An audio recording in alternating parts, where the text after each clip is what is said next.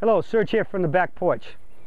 I just recently did a video daily about the importance of making sure that, especially in your lower hand, that your club stays in the crimp and doesn't feed back in towards too close to your palm, because it tends to close the face. Well, let me show you what happens if the face closes and you don't really realize it. It can really affect your alignment and your ball flight, and make the, as I said, when the face closes, you get a tendency to pull it, hit low pulls, and that they could even hook. And this will make it even more difficult. So let's assume I grip the club, I start it square, and then when as I said, I have a tendency to let it fall back in, and when I finally grip it, the club gets shut a little bit. See, there's dead square. And another thing that's important about this, making sure that your club is square, is we're always told to line up the leading edge. In many cases, many clubs, the leading edge can actually come inward, in towards, and slightly inside the heel, where if you put that square, the club, and you make that square to the ground, the club is actually slightly shut. So I find that probably one of the best things to do is look at the scoring lines, because the scoring lines are actually the face itself. And so look and see that the scoring lines stay straight to the ground. Because if you could have it, you could sometimes have a leading edge that square to the ground, but you look at the scoring lines and they're angled a little for a right-hander, which means be a little from top to bottom, aimed a little to the right. And so I want to make sure that those scoring lines are straight up and down. So I'm going to set this one. This club is actually pretty straight for the scoring lines with the leading edge, and I'm going to get it just a fraction shut. So now I get it, I've set my grip, and then it's slightly shut on when I really set my pressure to walk in. So if my club is a little bit shut, when I walk in and try to aim this club face at the target, using the camera, so to speak, for my guide, because the face is shut, I have to turn a little bit more this way to get it square to the camera. So once I do that, and I line up effectively perfectly straight, it's moved this line to there, and moved this line to here, and now, compared to the camera, I'm out there 10 or 15 yards, maybe even 20 or more, shut. Which now means what? If I stand here and put a perfect swing on it, the ball will start maybe a little right and pull to the target, or it could start even at the target and then go more left.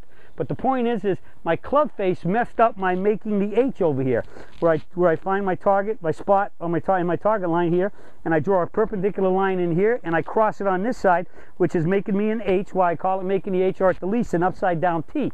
It's centered too far to the right. Conversely, all of this would change if somehow you opened it up, because now if you had an open club, you'd have to keep going left if you were trying to line your club face straight to the target. So this grip issue is really critical as far as making sure that A, you're going to hit the ball on a trajectory you want with the flight pattern you want. And you can be making perfect swings that should be delivering the club square to impact, but if it's slightly shut or slightly open, the ball will not start on line, it'll start off that line, and then we're into making compensations and corrections that we don't need to make. And you could be making what feels like perfect swings and the ball's not starting in the right place, and there's nothing more befuddling than that, because you feel, wow, I just made a great swing, and why is it starting over there or over there? Could be the face, so you always need to check it. Another thing you could check is if you feel like you've made a good swing and made a good hit, and you felt like your face was square, and when you get done and you recoil and relax, look at your club face. Many cases you might have a pretty good club face, but coming down, as you come down, it rotates. If you're sometimes holding the club a little too lightly, and or it's in a place in your palm where it can slip a little bit in your palm, it slips up, it can shut or open. In most cases, it'll very likely shut if you're making a good swing, because why? As the club face as it's coming down and starting to square up, it could roll just a tweak past it. And the way you check that is, when you come to finish, you recoil and relax, and just check your club face up. You can see that's definitely shut.